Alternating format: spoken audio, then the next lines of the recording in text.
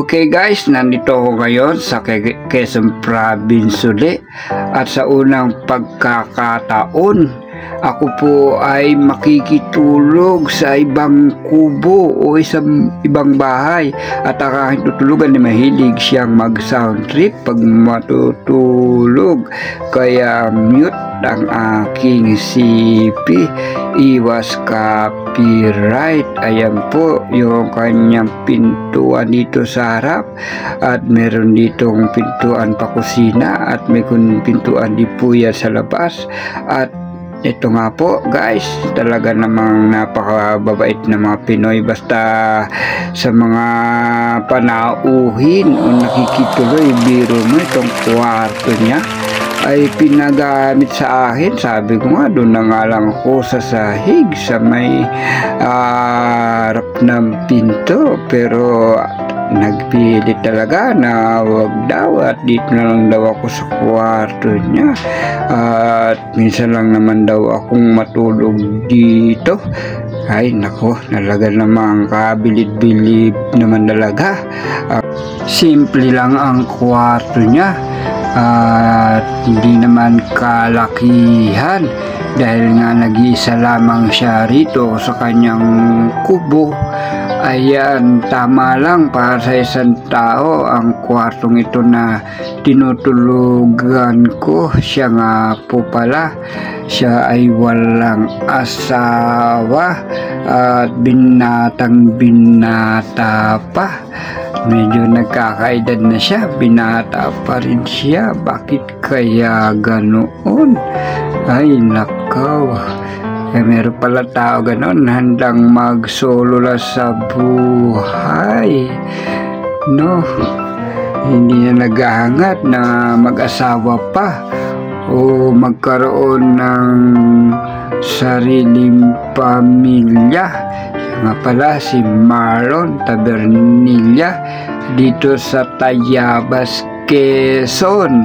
Yan po ang kanilang pangalan ng probinsya, at ako'y narito at nakikitulog sa kanya dahil sa merong napaka masilang dahilan, kaya hindi po ako nakatulog doon sa aming pinaka regular na kubo na tinutuluyan itong kanyang gamit. At meron pa ritong espada, palang gamit niya. Ayan po yung kanyang kwarto. Ayan, ikot-ikot ko na yung camera para makita nyo, talagang pang single lang talaga ang kanyang kwarto, dahil siya nga po pala ay talagang nag-iisa sa buhay. Kita nyo naman po, mapapasin nyo po ang dingding dito, kawayan lang, kubong-kubo talaga. Ito talaga ang tinatawag na probinsyang probinsya. Okay lang yun. Hindi, thank you.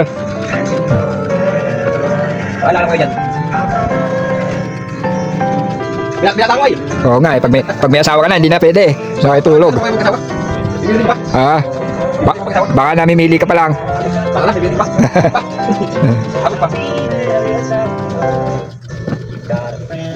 Namimili ka siguro eh. Hindi yan. Basta, sabi nga maganda yung sinusubukan. At least kung hindi, at least nasubukan. Oo nga. Thank you. Okay, ginawa mo nga ako VIP dito eh. Higaan mo tuloy, ako tuloy dito nakiga sa higaan mo. Dito rin masipits nun.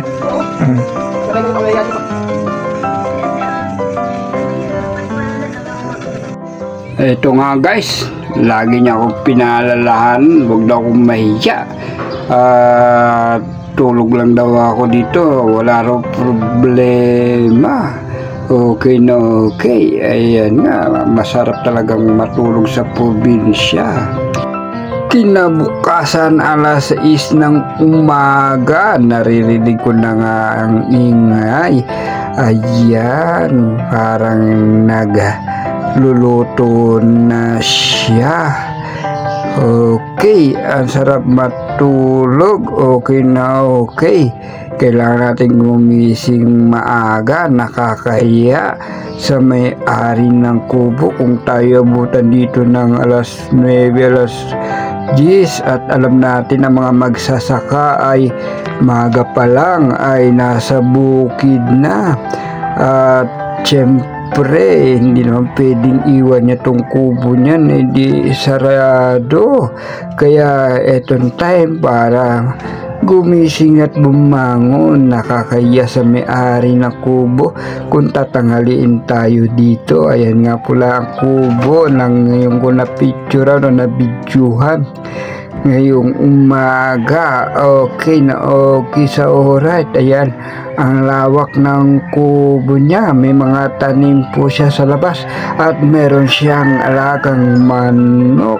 Aking pong lilibutin ang aking tinulugan kagabi at ako ay nakitulog. Ayan na ayan, meron siyang gasan. Okay na okay sa alright. Okay, dito tayo dadaan at lalabas sa kanyang main door. Ito nga po pala ang kanyang bakuran. Di mo? Kalalaking tao at nag-iisa lang sa buhay. Mahilig siyang magtanim at yung pinya may bunga pa. Ito yung kanyang halaman, kulay pink. Okay, taong ito mahilig sa mga halaman. Okay na okay yan.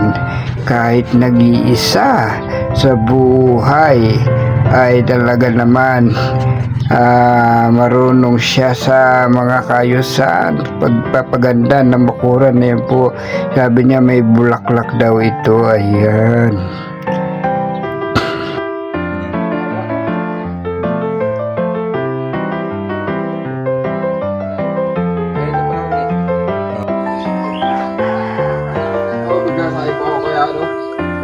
Ha? Nasahin pa ako. Sige. Makakabayawalan na. Punta na ako doon. Kasi, Diba ano mo? Dali. Ha? tubig muna. Sige, ako lang.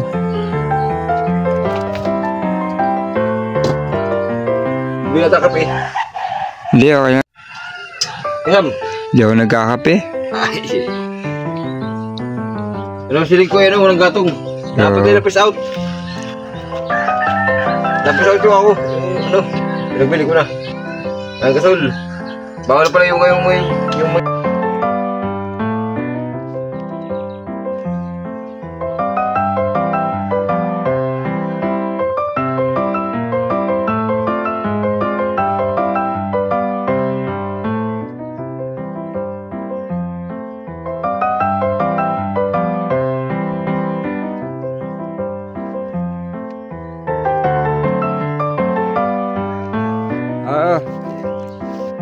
tingnan ko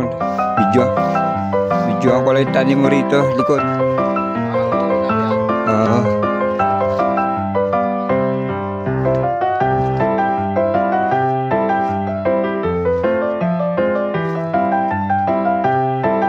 Nice itong tanim niya.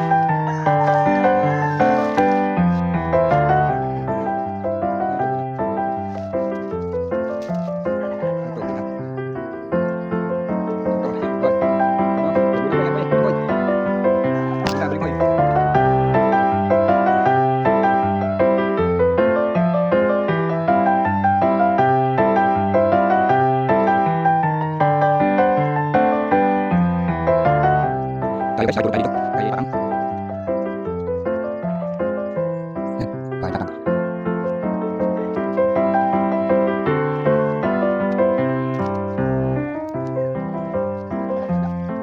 bakit tatang yun. Ayun, ito. Tugok lang ito. Ha? Ito na. Ito na kasi. Ay, ikaw muna. Ikaw muna. Yan. Dahil mo na ito. Bismillah.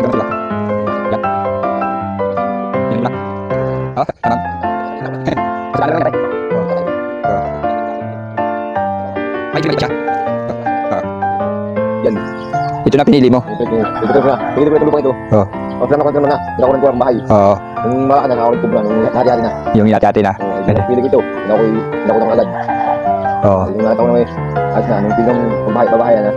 Tignan tayo yun. Maganda na. Malaki na. Oo, inano. Ako ay nagpukog dito. Yung nagluto lang ito eh. Oo. Dahil wala pa yung mga bahay dyan, wala pa. yung itong talim ko. Oo. Kung ako yung nagtalim ay yung bago na itong bahay. Ay itong bahay itong mga dalawang mahigit. Oo. Para itong pala. Di tayo galit lang ang babae mga alam na yan. Yung bahay mo talim yan. Ito.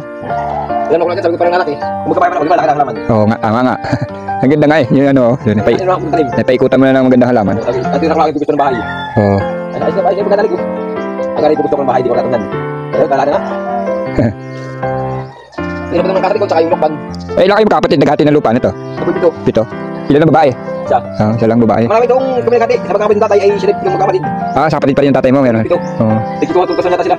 Tig 1,900 yata. Oo. Tig 1,900. Ito ang lupa mo, ilang square meter to? Ay, wala dito. Ito, oo. Wala yung kapit. Agad gito lang di pa kay Pito, kalaki? Wala dito. Pero parang mas malaki tingnan yun sa'yo. No?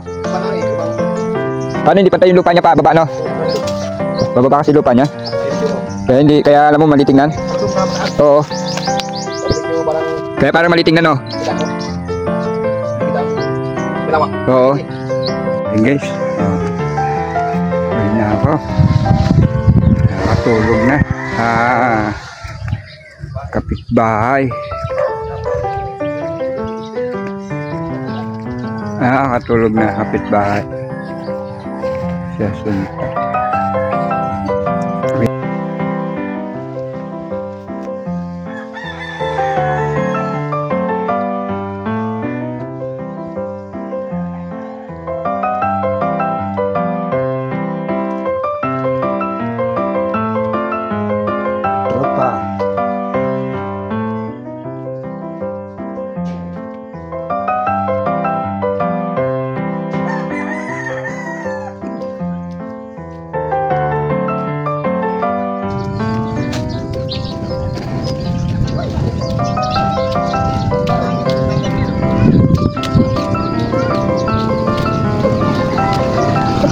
Dito.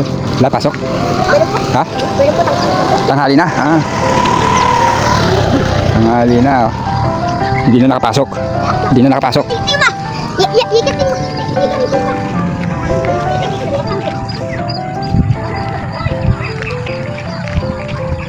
Pasok na. Oh, mga estudyante, papasok na. Oh, okay. Hindi kayo atid? Nasa si papa mo? Atid na.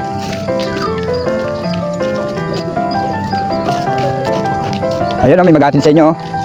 Ayun, ano pangalan nyo? Oo, lagi nasama, no?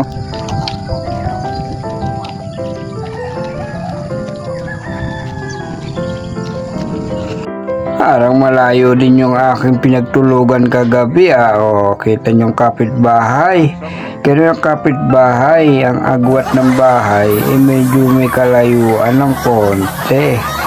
Okay ba, kaibigan? Okay, may kasabay ako sa paglalakad. Ito mga estudyante nito ay papasok na ng school at naglalakad sila. Malayo yun, hindi pala. Sasalubungin na lang kanilang papa na nagatid sa kanilang kuya. Andito na ako sa kubo. Siya nga pala, una palang hinatid ang kuya na school. Tapos sunod itong dalawa niyang anak na elementary. Dumating na papa ng mga bata, ngunit may sakay, ihatid muna. Ayan, papasok na ako sa kubo na hindi ako nakakatulog kagabi dito. Alam nyo na, okay na okay sa oras yun. Alam nyo na yun, nakakaintindihan na. Okay lang yan. Okay. Pasok na ako sa kubo. Okay, bukas naman ng gate. Okay, konting angat at tulak. Okay. Yan natin. Sarado pa yung kubo. Papasok na siya ko dito. Uy, walang tulo ang hose. Wala pang tubig. Wala pang tubig.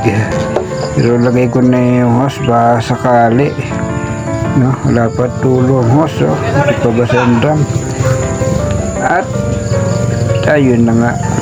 Dumating na ang papa.